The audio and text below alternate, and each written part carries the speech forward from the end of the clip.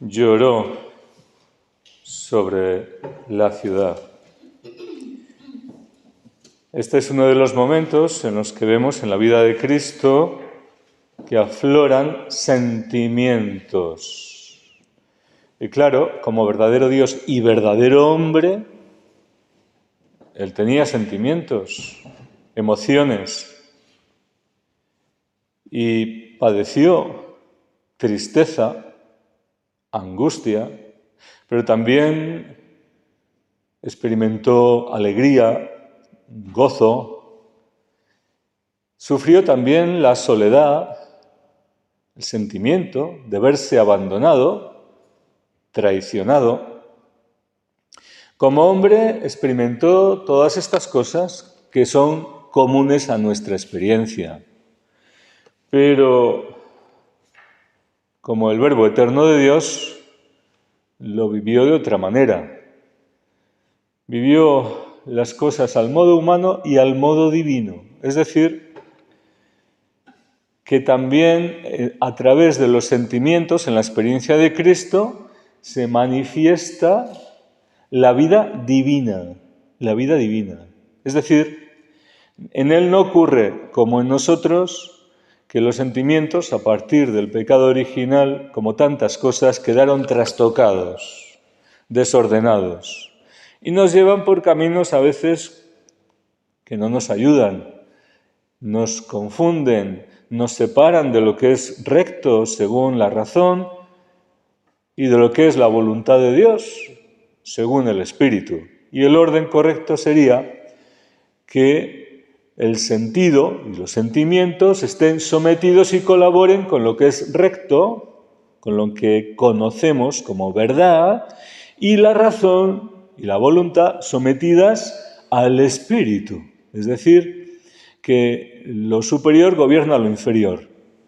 Y los sentimientos no tienen que desaparecer, que ser anulados. No, no es eso. Pero sí someterse y colaborar con lo superior. En Cristo, su humanidad está sometida y asumida por su divinidad. En el Hijo de Dios, en nosotros, nuestros sentimientos debemos colaborar con la obra del Espíritu para que sean purificados y que colaboren a lo que nuestra razón entiende que es justo y que es verdadero y bueno, y sobre todo a lo que es la voluntad de Dios, a la vida sobrenatural en el Espíritu.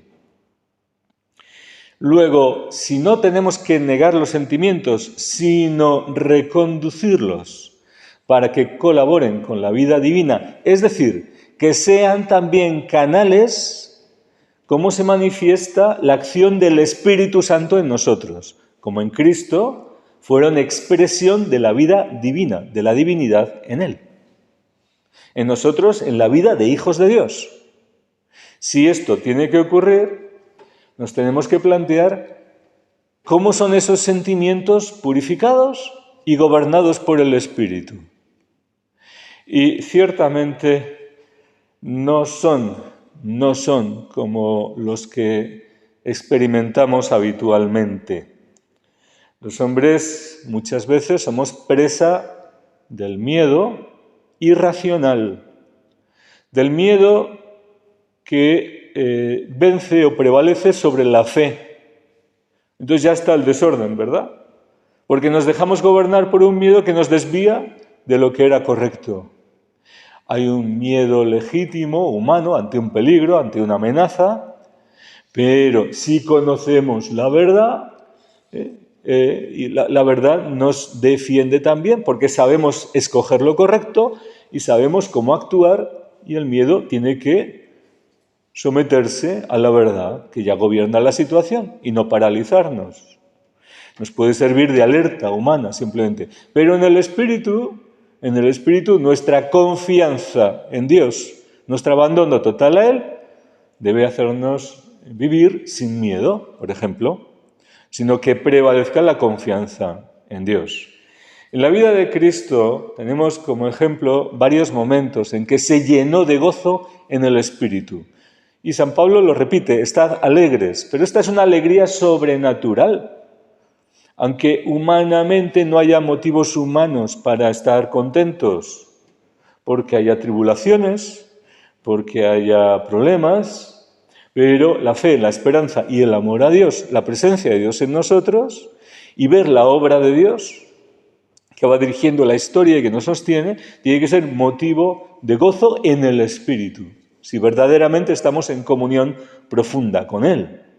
Que el Señor ahí se lamenta, sufre, padece con el sufrimiento de la ciudad. Estos sentimientos son sobrenaturales. El Espíritu Santo es el que llena el corazón de estos sentimientos. Eleva la capacidad humana para experimentar de una forma más fuerte, de una forma superior a la que estamos habituados a vivir, más profunda. Y esto es lo que ocurre también, lo hemos escuchado en el primer libro de los Macabeos, cuando inicia la rebelión de los Macabeos con Matatías. Al ver la apostasía, al ver la traición de algunos judíos, al ver toda esa iniquidad, se indignó, dice el texto sagrado. Tembló de cólera y en un arrebato de ira santa corrió a degollar a aquel hombre y acto seguido mató al funcionario real. Es decir, aquí hay algo sobrenatural. No fue una iniciativa de la carne, una iniciativa de los sentimientos humanos de este hombre, sino que lleno de ira santa, de santa cólera, santa indignación. ¿Por qué? Por ver su pueblo amenazado, por actuar en legítima defensa suya, de sus parientes, de sus hijos. No fue eso el motivo principal. El motivo principal fue la indignación, la ira santa por ver profanado los derechos de Dios, la santidad de Dios, profanada la alianza, traicionada la obediencia que debían a Dios y a su ley. Esto es lo que le movió. Pero es algo sobrenatural que vino sobre él, que elevó sus sentimientos naturales y los ordenó según la mente de Dios, según los sentimientos de Dios. Dios también se indigna, Dios también se encoleriza. Sabemos que su misericordia es por 1000 generaciones, pero también existe el día de su ira, justa, santa. En Cristo vemos estos sentimientos también, como Él vino con misericordia y nos transmite los sentimientos de Dios, de buscar la salvación, de librar de males, de peligros, de castigos merecidos a los hombres, pero ante el rechazo de Dios, pues también viene el momento de esa ira justa, especialmente cuando Cristo ve traicionado la honra, la gloria del Padre, cuando ve que en el templo de Jerusalén se daba culto el hombre a sí mismo y buscaba su interés y no la gloria de Dios. Se llenó de ira santa. No defendió sus derechos en ningún momento. Como cordero no abrió la boca y soportó todas las injusticias hasta la muerte de cruz. Pero no toleró que se blasfemase del Espíritu Santo ni que se profanase el templo, la casa de su Padre. Estos sentimientos son no solo legítimos, sino que son los que Dios pone en el corazón de los suyos, de sus siervos, que son purificados, transformados, para, superando todo el desequilibrio hacia la cobardía o hacia la temeridad, hacia un miedo desordenado o hacia una falta de prudencia también no correcta, superando todos esos sentimientos que llevan al hombre a rastras a veces, el Espíritu Santo gobierna nuestra vida y nos use, con sus sentimientos, con sus pensamientos, con su mente. Y esto es lo que el hombre de Dios, lo que el hombre espiritual, el hombre nuevo, renovado, debe vivir. Vivir en los dones del Espíritu. Es decir, el Espíritu Santo hace esa obra de hacernos hombres nuevos, sobrenaturalizar nuestra vida. para que sea Él y Cristo quien actúa a través de nosotros. Así es.